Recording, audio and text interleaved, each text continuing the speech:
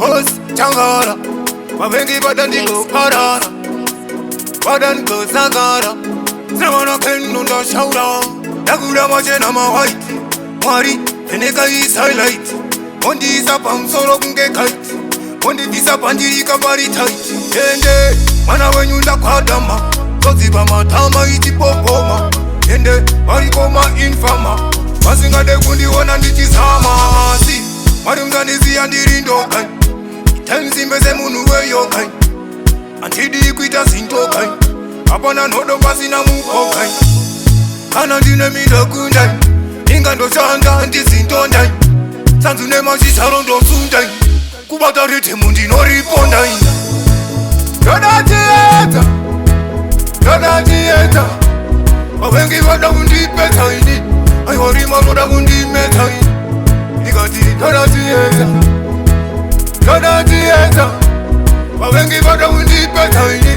Ayori manoda undi peta Tipewo uchenjerize wa Solomon Nesimaraga wandi sagunanga Samson Nechieta baba kutindi on Chekuti wawengi waka uya wandi kon Zimwe tengua wawengi kon taimira Tifamba muroti vanoda ndi taifira Wasichacha itendi saite machkira Masinu zangu dandi wenda gamira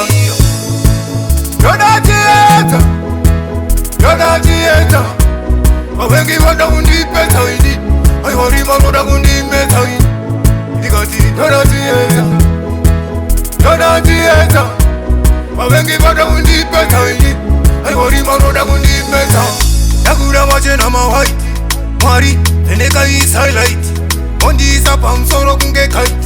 Mondi is up on Jirika Bari tight Ende, Mana when you look Adama Koziba Matama Itipopoma Ende, Marikoma Infama Masinga de Gundi one and it is Hama Si, Madam Zanizi and the Rindo Kai Tenzi meze munu weyo kai Antidi ikuita sinto kai Apana nodo basi na muko kai Yoda tieta Yoda tieta Wawengi wada undi peta ini Ayori manoda undi meta ini Nikati yoda tieta Yoda tieta Wawengi bada undi peta ini